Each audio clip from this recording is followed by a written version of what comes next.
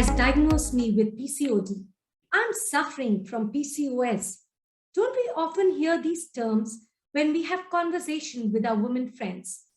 My weight is increasing rapidly. I'm having hair fall. I can't sleep through the night. Having stress these days. My facial hair is so much. I'm unable to conceive. I'm suffering from PCOS. Don't we often hear these terms when we have conversation with our women friends? My weight is increasing rapidly. I'm having hair fall. I can't sleep through the night. Having stress these days. My facial hair is so much. I'm unable to conceive. My daughter is getting so much of acne. Do these symptoms ring a bell to you? Good evening. Today we are here to have an interesting conversation on all about PCOD, PCOS. I am Pooja Mishra, host of Connect Support Grow, a channel which aims to talk on common health issues and connect with experienced doctors to burst the myth and unravel the facts. I'm pleased to have on board Dr. Aruna Kalra, the famous gynecologist and obstetric surgeon. Dr. Kalra did her MBBS from BRT Medical College, Gorakhpur, and later did her master's MD in Gynecologists and Obstetrics from KMC, Mangalore. Dr. Aruna has also done certified training in ultrasonography and infertility. She is gold medalist in academic excellence in post-graduation. Dr. Aruna brings 23 years of experience in her field of practice. Her expertise lies on minimal invasive gynecological surgeries, high-risk pregnancies, and vaginal birth after cesarean, VBAC, and scarless laparoscopic surgery. She is the MD of Mums Clinic in Gurgaon and the director and senior gynecological surgeon. Almost all leading publications take her valuable inputs on various women-related topics. Let's welcome Dr. Aruna Kalra. So, good evening, everyone. We are discussing PCOS or PCOD today. And first question, as you asked, is what is the difference between PCOD, PCOS, or just PCO? Okay, so it's a name, all three names of one disease only. And I would say it's not even a disease. It's not related to one organ system. Like we can say, okay, fibroid is a disease of uterus, or cyst is a disease of ovary, or diabetes is related to pancreas. It is not such kind of disease. It is not related to ovaries only. It is a metabolic syndrome. And that is why we call it polycystic ovarian disease syndrome. So we can always say it's a disease syndrome because there is not one organ which is involved. It is androgen excess or male hormone excess, which is caused by many things. And it affects also many organs. It affects your heart, your uterus, your pancreas. So you can develop hypertension, diabetes, heart disease, and so many other things like related to uterus also. Later life, it can cause uterine abnormalities also.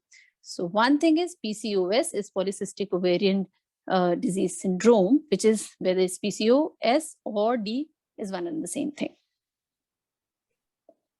So doctor, nowadays we see that most urban women are falling prey to this endemic. What according to you do you think is the cause that we see a more rise in the urban women compared to the rural women or the socially economic weaker section? We don't see much, or rather even our moms and grandmoms, we haven't heard much about this disease, but right now PCOS. Pretty prevalent among women. Okay, so one thing we should know is that this disease starts as soon as anybody would start her menstrual cycle, okay? And if we start menstrual cycle at a wrong weight, BMI is not right, whether it's anorexia or like too thin a female, or whether it's obesity, anything can cause PCOS. And if we know what is the causative factor, which is androgen excess or male hormone excess, which causes all these symptoms, why would it happen? Why would there would be male hormone excess in anybody? And why more in urban girls and not in rural? because one thing is stress, which causes lots of testosterone release, and we are stressed because of work, because of work-life balance. So urban girls are as early as, say, the age of 18 or 19, as soon as they stop their college and start working, they are stressed. Stress of work, stress of college, stress of relationship, and everything, and body shaming and all those things. We do not eat right. Urban people, they have lots of dependency upon easy food, easy carbohydrate, which they can just order from many other social media. I would not want to name or from where we order, but yes, you can simply order from many places, and all those are junk food. We mostly are living alone in single rooms, or we are staying away from homes. We do not cook our food. We are dependent on cooked food, uh, uh, and that causes high carbohydrate intake, which causes insulin resistance or abnormal weight gain. And with weight gain, there is again insulin resistance. And we would definitely discuss what is insulin resistance. And no exercise. So morning 8 to I would say 9, 10, you work, you do not have time for exercise. We do not have time for household chores to um, alternate with it with our exercise. Like if I do not go for walk, I mop my floor, or I do any other household chores. No, we don't even do any kind of physical activity. We do not do. So if we are gaining weight, we are eating wrong, we are not doing exercise, testosterone hormone rises in our body, and stress also causes adds pepper to it. And that's why urban females are more prone to develop PCOS. So, doctor, if I can sum it, it's basically a poor lifestyle, or a rather sedentary lifestyle, that most of us are living because of our high pressure jobs, or just having too much of comfort at hand. So, my next question to you would be, how do we diagnose PCOD? Okay, so mostly nowadays girls would come and they would just say that, okay, doctor, I have PCOD, please treat me. And then we would ask, okay, so that's good. What are your symptoms? How have you diagnosed? So anybody whoever has diagnosed you, what are the symptoms of PCOD? So we would rather agree that it is an epidemic or endemic in younger age group, but mostly we are confused. Sometimes we do not have PCOS, but because it's a symptom syndrome, symptoms can vary from one spectrum to another spectrum. So now, what are the most important symptoms which distinguish that I have PCOS or not? So first symptom would be irregular menstrual cycles. So if in 12 months, in a year, like we have 12 months, we do not get more than 8 cycles. So if my cycles are prolonged more than 35 days, 40 days, 45 days, or 60 days, and cycles, I don't get monthly cycles. So definitely not 12 cycles in 12 months. I get less than 8 cycles in 12 months. That is called infrequent cycles or delayed cycles. So that is one of the symptoms. Or when cycles are delayed, you get really heavy bleeding, prolonged bleeding with clots, because that many days it took for your endometrial lining to form, and it is now thickened, and that's why you're bleeding for a long period of time. Sometimes, yes, people do get regular cycles or shorter cycles also, and then we are dependent on other symptoms. So infrequent cycle would be the first thing. Other things would be, as again and again I'm telling, that root causes testosterone excess because of our poor diet, poor exercise, and stress. And androgen or male hormone in a female, if it is in excess, can give rise to painful acne. Acne would be on your face, on your back, and mostly these are pus filled, painful. So acne can be a normal sign of adolescence or puberty. But if your acne are too bad or severe and not going with simple medicine which dermatologist has prescribed you, it can be a sign of PCOS. Third would be facial hair coarse hair on your chin or midriff or on your stomach, abdomen, or all those extra facial hairs or extra hair on your body, male type of hirsutism is another symptom. Male type of baldness, like baldness on your scalp, your receding hairline, all those things are androgen sensitive symptoms. So you have excess testosterone, and that is why you start developing all these symptoms. Obesity is another thing. So obesity is a cause of PCOD, as well as then it becomes very difficult once you fall into that PCOS cycle, and androgen excess again cause androgen type of obesity or male type of obesity, which is truncal obesity, which is on your tummy. So if somebody is feminine obese, it would be on thighs. But if somebody is male type of obese, it would be on your tummy. So all those symptoms are androgen excess symptoms. And then other symptoms, you might have diabetes, you would develop type 2 diabetes. If you're pregnant, you would develop gestational diabetes, high blood pressure. And if you, and every age has a different symptom. Like if you are towards your menopause or middle age, you would be having cardiac problem, or you would be having excessive uterine bleeding, leading to all other abnormal uterine pathologies. So every age has different symptoms, but symptoms mostly are, it is collage of symptoms. It's not one symptom. You just cannot pinpoint one thing. So yes, we have a spectrum of symptoms ranging from one to another, but we are not only dependent upon symptoms. We have to confirm our diagnosis with tests to give or to put you into the bracket of PCOS and treat you further. Doctor, my next question on the same line would be, how can PCOS be treated? Okay, so Pooja, as now we know that it's a lifestyle disorder, and it is not a disorder of one organ. Okay, I removed that organ and you're corrected, or just treated that organ and you're corrected. No, it is not like that.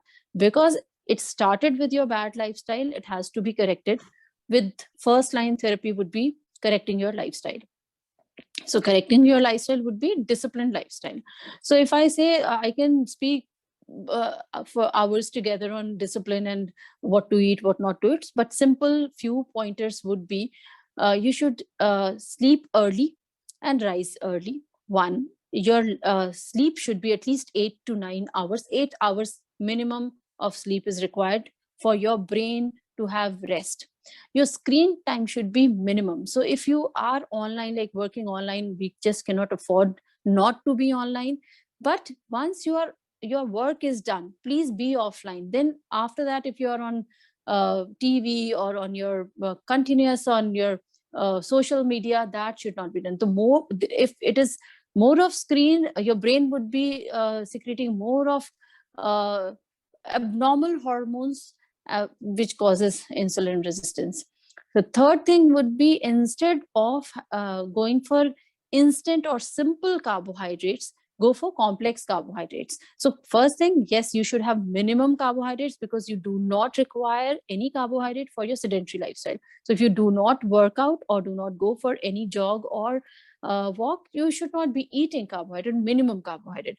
And what minimum it should be? It should be complex. So what I mean by complex is, if you like roti or chapati, your flour should be multigrain, and it should not be packeted multigrain, because it's already refined.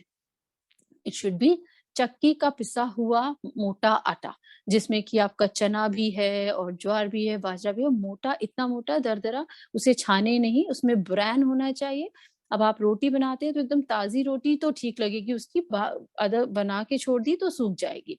If you are using refined flour, वो बहुत देर तक soft रहता है, तो that is not good for your colon, gut और your otherwise digestive system and metabolism. तो रोटी आपने एक खानी है जो कि मल्टीग्रेन आटे की खानी है, मोटी आटे की खानी है, और नहीं अगर वो मिल पाता है तब तक फिर आप मोटा दलिया खाइए, नॉट इंस्टेंट दलिया इन cooker. So you should be having that. Just a minute. Insta people are telling that I'm not audible. I just hope that I'm audible to them. I'm audible to you, isn't it? I hope it is audible now, Palak. So if we are having, so one is chapati. If somebody is a chapati eater, they would be having multigrain atta, mota. If somebody likes wheat, it should be dalia, otherwise oats. Nothing should be instant. And third, if you are rice eater, then you should be having mota brown rice and not. And again, major portion of our diet should be fruits, vegetables, protein, not carbohydrate. So this is one, that you should have 8 hours sleep. You should have multigrain, complex carbohydrate. Carbohydrate should only be 20% of your meal. 80% of your meal should be all other things, fiber and protein. Third would be at least 60 minutes walk is important, whether you run, walk, whatever, simplest exercise, what you can opt for, you go for that. And less of screen time. So first line therapy by any doctor should be lifestyle management, and it should correct your 80% problems. But yes, if problem is of acne, of receding hairline, or abnormal menstrual cycle, infertility, we have treatment for everything. Like, that is targeted therapy for each and every problem. So, doctor, as I can again sum up that the diet plays a very important role in reversal of PCOD, right? So, our next question is for the pregnant woman. We had one viewer asking us this. What is the chance of pregnancy in case you're diagnosed with PCOD? Now, PCOD, by the name, if we go, polycystic ovarian disease. Okay, what is poly and what is cystic? Poly means many and cystic means cysts, which are actually eggs. Okay, so in our ovaries, there are many eggs which are from our birth. We have some limited number of eggs, which in ovary, if we can see many with ultrasound, it is called polycysts. Okay, these cysts or eggs are not able to come out every month, and that is why they are retained in the ovary, and that is why volume of ovary has increased to more than 10 cc. If I am bleeding every month one egg should come out and the volume should reduce. But in a patient of PCOD, egg is not releasing every month, and that is why they are not able to get pregnant. So if I'm releasing my egg after every 3 or 4 months or not at all, definitely I'm not going to get pregnant easily. Once upon a time, one egg would come out accidentally. That is decreasing the chance of fertility. So I need to ovulate every month. And once I start ovulating every month, my polycystic state would also go down, volume would also go down. So how to make ovaries ovulate, or these cysts which are there should release themselves. These are the eggs, they have to come out. Chances of pregnancy are less because we are not ovulating. And what we should do to ovulate is, see, ovulation is estrogen progesterone dependent. If we have excess of androgen, we would definitely not able to produce egg or release egg, because testosterone level is high, and that is called anti-pregnancy hormone. So how to decrease our testosterone level? We know that testosterone is getting secreted by ovaries, by adrenal gland, and by fat cells. So if somebody is obese, their fat cells are also increasing testosterone level. They are secreting testosterone. So once you exercise and reduce even 5% of your weight, your chances of pregnancy or ovulation enhances. Like it increases by many fold, even if you reduce 5% of your body weight. So one thing is, like, androgen has to be decreased. So first line therapy stays as it is. You have to do exercise and maintain a healthy lifestyle and low carbohydrate diet. Then what do? We try to reduce that androgen excess by giving you some medicines. So we know that what is acting as androgen or male hormone is insulin. And why insulin is high? Insulin is high because we are obese, because we are not maintaining a healthy lifestyle, because some kind of inflammation in the ovary and pancreas has increased insulin. So insulin is increased, not if insulin is increased, insulin mimics testosterone. It is not testosterone, it is insulin which mimics testosterone. If we decrease insulin by giving you metformin, which is anti-diabetic treatment, everybody knows that, it can be, problem can be solved. So if you want to get pregnant and want a quick fix to it, I would be giving you metformin to decrease your insulin level. Insulin, which is acting like a testosterone, would also reduce and you would start ovulating. Okay, so as simple as that. For everything, we have to reduce this male hormone.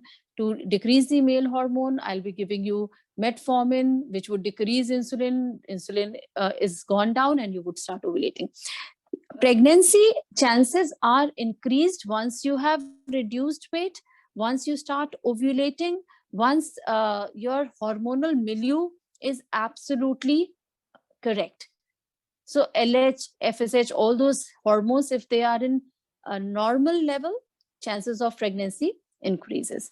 So Pooja, first line therapy would always be you have to do or maintain a healthy lifestyle. So if you are trying to get pregnant with BMI more than 21 or sometimes more than 25, it would be really difficult for doctors to treat you, because whatever we may give for you to ovulate, drugs for ovulation induction or whatever we may give, you might ovulate also, but chances of pregnancy again would not be good, because testosterone is there in high amount, which would not let baby be there or form properly.